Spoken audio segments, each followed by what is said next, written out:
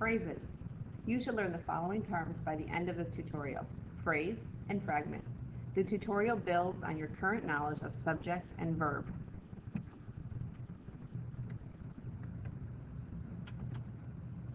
A phrase is a group of words that does not have both a subject and a verb. Sometimes it has only a subject, sometimes only a verb, sometimes neither. A phrase works inside the sentence. It cannot stand alone. Is a phrase important or unimportant? Well, the answer is both. Sometimes it's just a detail. Sometimes it's not important, it's just something extra inside a sentence. For example, the author wrote about teenagers in an unfair future world. This detail about the teenagers is not necessary. But sometimes the phrase is the subject of the whole sentence. It's not extra, it's absolutely necessary. Writing about teenagers in a dystopia made her a successful author. All of these words together are a phrase, and that is my subject of the sentence. This is what made her a successful author. The sentences below have different kinds of phrases, and right now I'm just going to underline the phrases for you. Andrew sat down on the edge of his chair at the end of a long day in the sun, listening to the ocean waves, texting while driving. Oops. Just those three words are a phrase.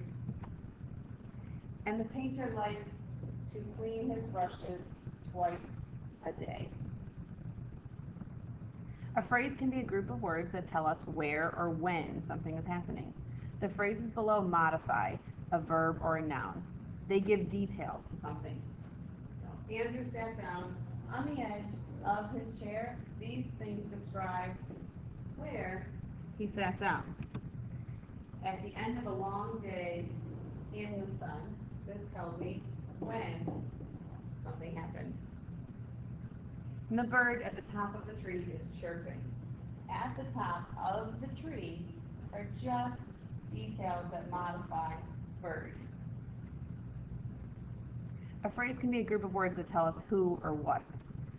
The phrases below modify and they give detail to a noun. Chicago, the largest city in Illinois, modified Chicago, is not the state capital. And Pauline's grandmother, the best cook. These words here give us a little bit of extra detail about the grandmother. Some phrases look like verbs but are not verbs. Texting while driving can cause fatal accidents. Listening to the ocean waves calm me. And climbing a mountain, Jamie twisted his ankle. Which ones look like verbs but are not? The ing words. And maybe actually begin a phrase.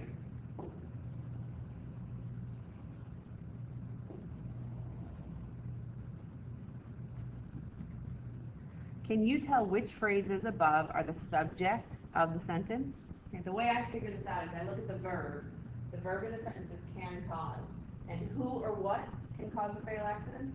Texting while driving. So that whole phrase is the subject. In this sentence, calms is the verb. Who or what is doing the calming? Listening to the ocean waves. In this sentence, climbing a mountain, Jamie twisted his ankle. Twisted is the verb. Who or what twisted something is Jamie. So our phrase is just a phrase, it is not the subject in that final sentence.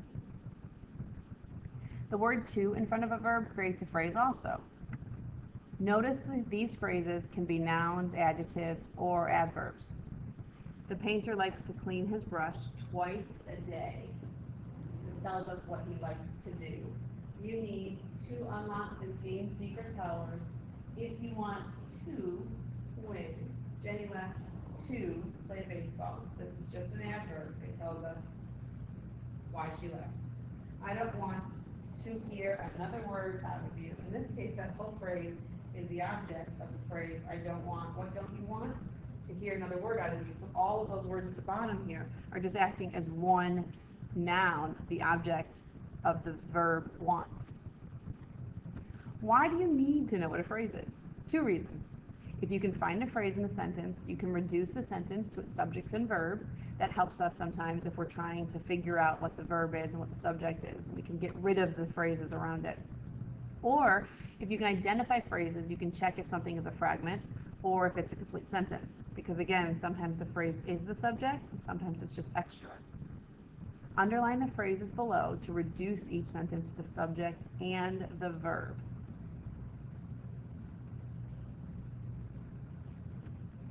The people on the jury were not allowed to leave the hotel. On the jury is a phrase. It just modifies people. To leave the hotel just modifies allowed. And so the main pieces of the sentence are the people were not allowed. Here's my verb, and here's my subject. Seeing a brown bear is one of the joys of Yellowstone. Of the joys of Yellowstone, those are phrases. Here's my verb in the sentence, and there's a phrase, seeing, there's our ing again. It looks like a verb, but it's not. Seeing a brown bear, that is the subject of that sentence. It can be hard to forgive cruel people. Here's my verb, and what can be hard?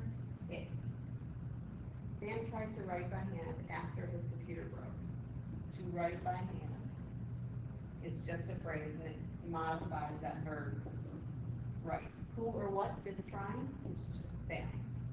Standing in the shallow water, John caught 2 fish. Here's another phrase that looks like a verb, but it's actually just a noun, standing in the shallow water. John caught 2 fish. In math, Aaron's favorite class was canceled for the assembly. For the assembly modifies cancel. Aaron's favorite class modifies math. So really, the sentence is math was canceled. Subject, verb. Which phrases below are fragments? To the park after school with my friends. That's a fragment because we are missing a subject and a verb. I went, you could say, to the park after school with my friends. Walking is good exercise. This is a complete sentence because we have a subject and a verb right here. Scoring higher than any other athlete. That entire phrase is a fragment because it's missing a subject and a verb. He broke my subject and verb a record. Fix that to make it a complete sentence. Under the porch of the big house is also a fragment. You need to tell me maybe something about the mouse that was living there. Alex, a 17-year-old tech assistant, comma, helped me.